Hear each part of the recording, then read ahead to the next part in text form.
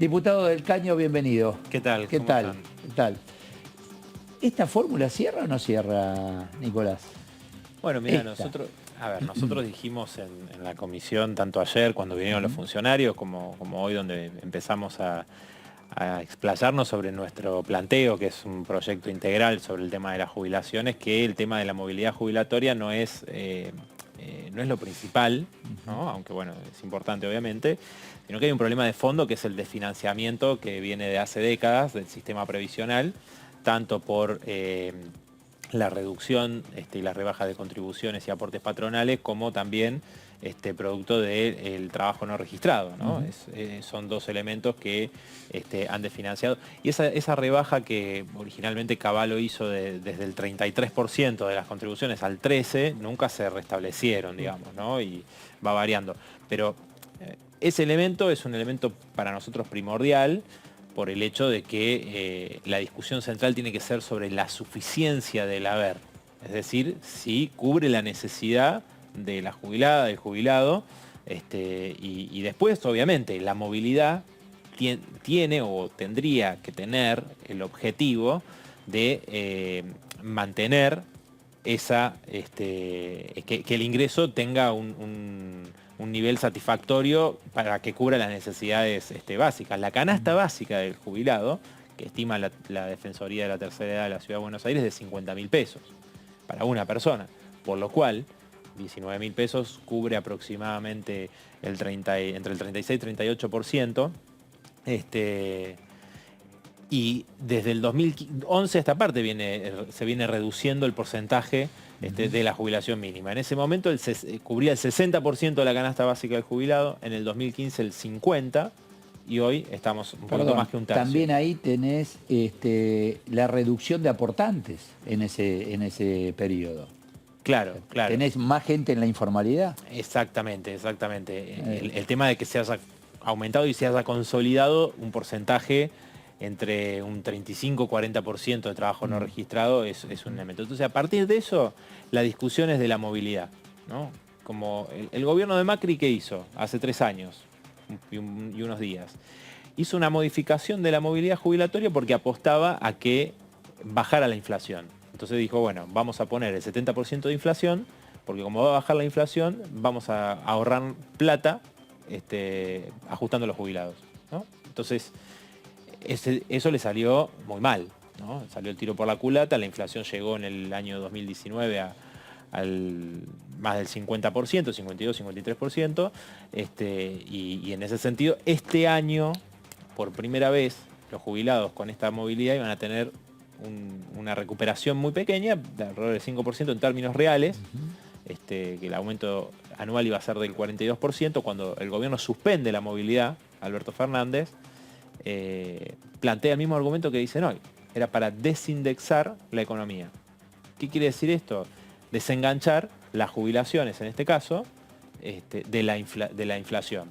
A ver, hay que desindexar, desenganchar a los grandes especuladores, a los grandes grupos económicos, no a los jubilados. Y eso aparte genera le da la razón a los sectores liberales que dan el argumento de que son la suba de los salarios y de las jubilaciones lo que generan inflación, ¿no? Y no los grandes formadores de precio, los grandes especuladores que son los que presionan siempre para las devaluaciones. O sea, digo, entonces, ¿cuál fue el planteo nuestro?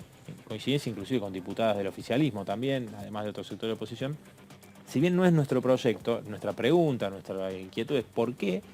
Si están tan seguros que la fórmula va a recomponer las jubilaciones, ¿por qué no hay una cláusula que diga que en caso de que eso no suceda, ¿no? De que las jubilaciones queden por debajo de la inflación, con esta fórmula, con este cálculo, haya una cláusula que es una garantía, ¿no? Que diga, bueno, supongamos, la jubilación fue de 30, los aumentos de esta fórmula te dieron 25, cláusula automática de garantía, 5% más, no perdiste, ¿no? El oficialismo que dice, no, bueno, los que quieren poner inflación están diciendo que hay que poner un techo. No, el techo lo ponen ellos con esto de no más del 3% de la recaudación. Nosotros decimos un piso. Una red, ahí es donde aparece la red, Claudio, o Leo. Claro. Sí, sería un poco lo que están planteando. Sí. Sí, la idea digo, es, de nuestra parte, insisto, no es nuestro planteo, es mucho más de fondo. En principio creemos que debería recomponerse las jubilaciones al nivel de lo que, o sea, todo lo que se perdió bajo los 4 años de Macri, que fueron alrededor de 19 puntos de la jubilación en términos reales, eso tendría que aumentarse inmediatamente, recomponer eso ya. O sea, no vas a llegar a la Si seguía canasta esa básica. fórmula, hoy el jubilado cobraría menos que este 5 por decreto, igual o más. No, la fórmula de Macri Si seguía esa en fórmula. este trimestre, digamos, creo que era más o menos similar. Pero si Ajá. vos lo tomás anualmente, era 42% el aumento a todas las jubilaciones y a la asignación universal por hijo. Sí. No nos olvidemos que son las mujeres mayoritariamente y las más humildes que reciben la asignación. Entonces, ese aumento iba a ser del 42%.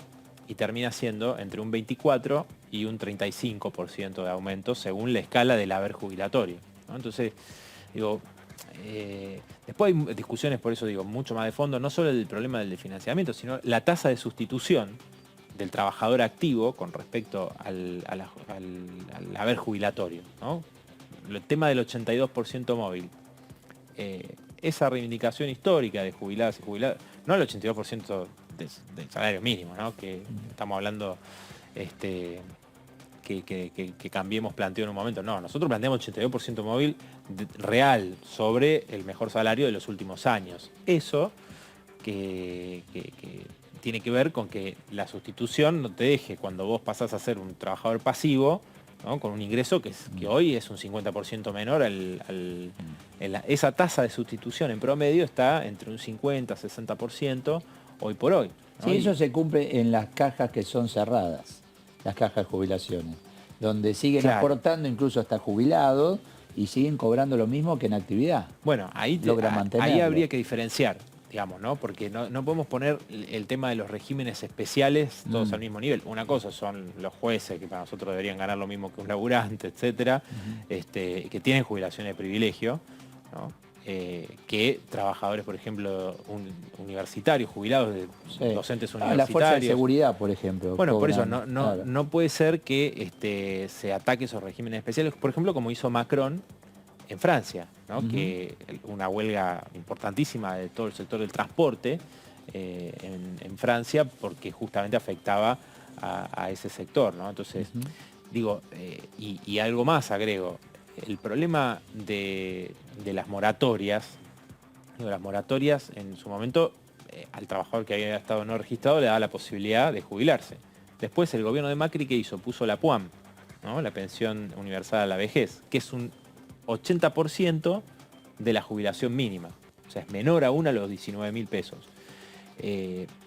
Sobre todo esto perjudicó a muchas mujeres que no se pueden jubilar con la moratoria pagando los años que no aportó el empleador y por lo tanto no tienen la cantidad de años necesaria, ¿no? Entonces, sino que directamente tiene que esperar a los 65 años para tener la PUAM. Eso fue un aumento de la edad jubilatoria en los hechos para las mujeres.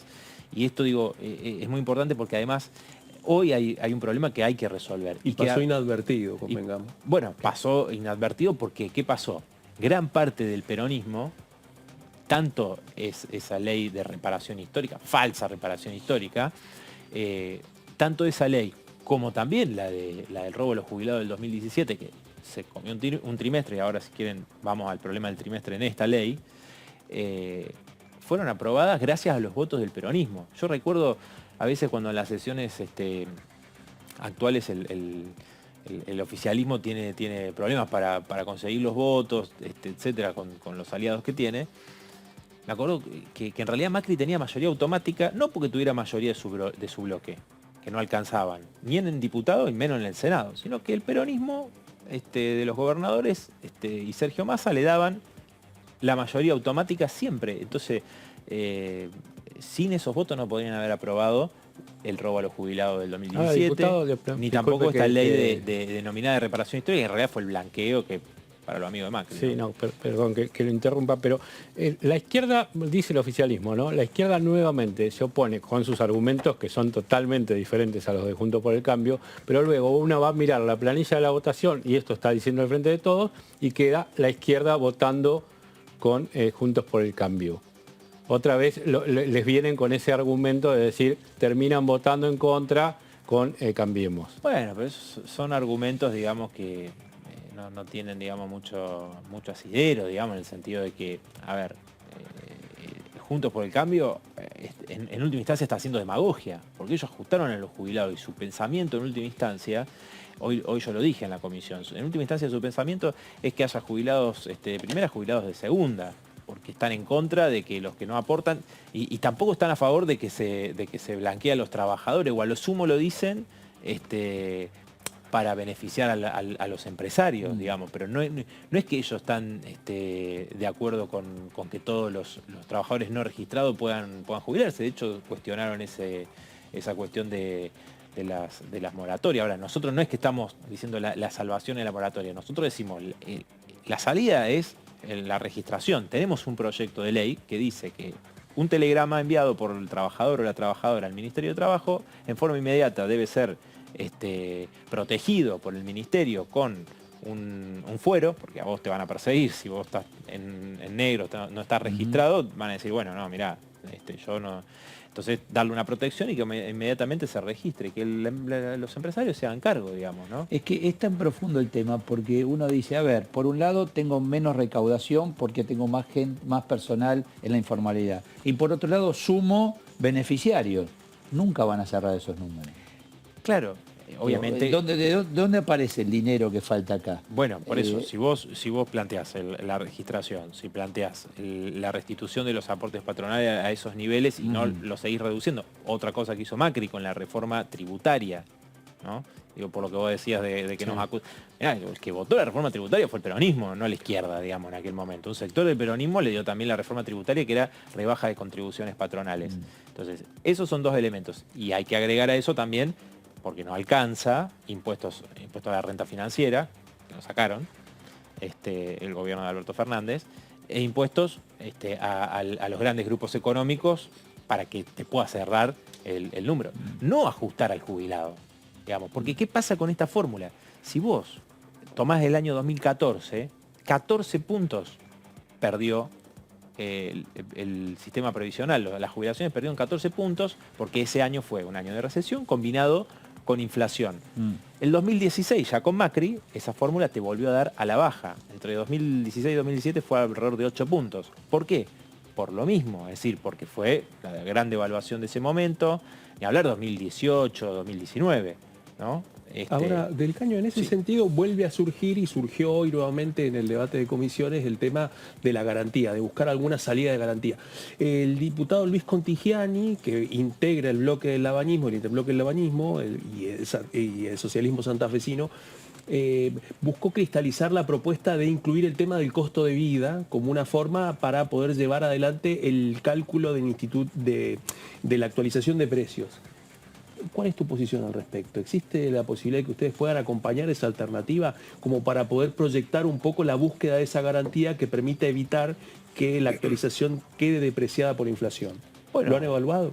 Mira, en realidad nosotros tiene que ver con lo que él preguntaba recién, o sea, vos preguntabas el tema de la votación. Bueno, acá hay un sistema de votación que no te permite defender un proyecto distinto, en este caso a las dos fuerzas mayoritarias, porque vos te tenés que expresar por los dictámenes de mayoría, etcétera.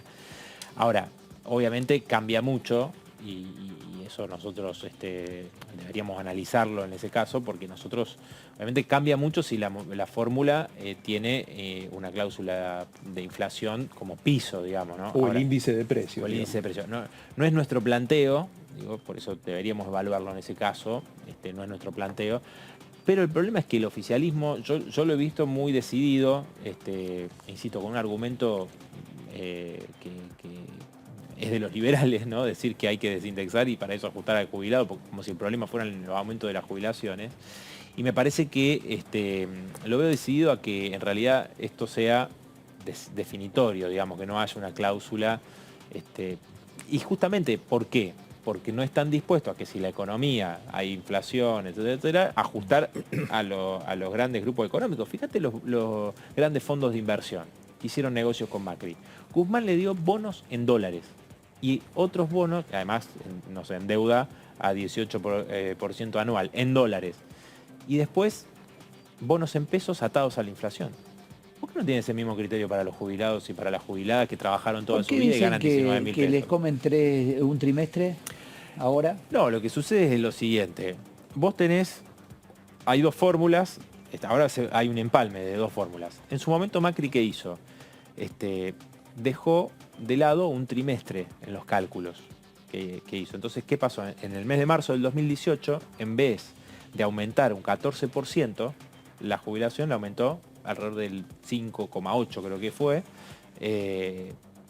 porque se robó un trimestre, ¿no? Eso lo denunciamos tanto nosotros como sector del kirchnerismo, que eran oposición en aquel momento.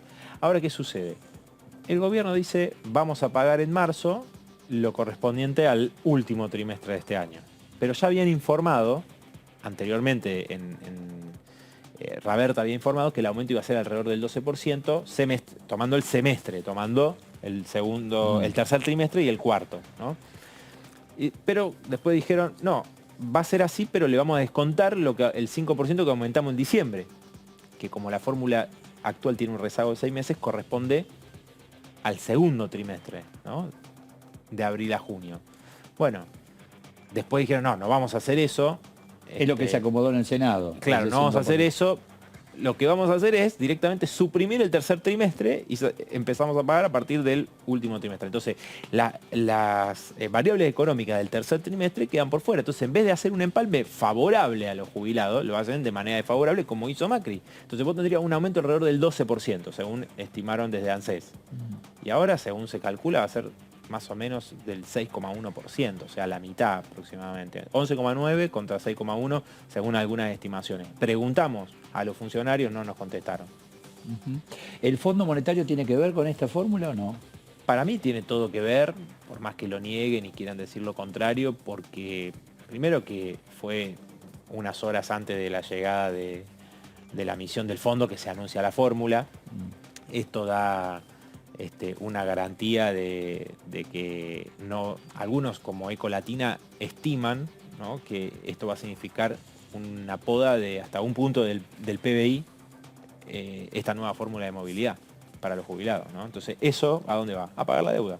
Digo, el gobierno ajustó también a los trabajadores estatales, que le pagó por debajo de la inflación. Entonces, la decisión es clara, es poner como prioridad el pago de los especuladores, que tuvieron una paritaria que en un par de reuniones de Zoom, unos meses se llevaron entre la primera y la última oferta 17.000 millones de dólares más, una deuda que es completamente fraudulenta, y ahora el Fondo Monetario Internacional.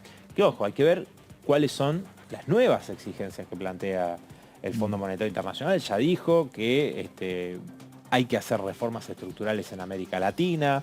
Digo, nosotros no creemos, por supuesto, en esto del nuevo Fondo Monetario Internacional bueno que ahora viene y que Cristalina es mejor que la anterior conductora, digamos, del Fondo Monetario. Me parece algo que todos sabemos, pero o sea, que, de bueno, Cristalina tiene poco.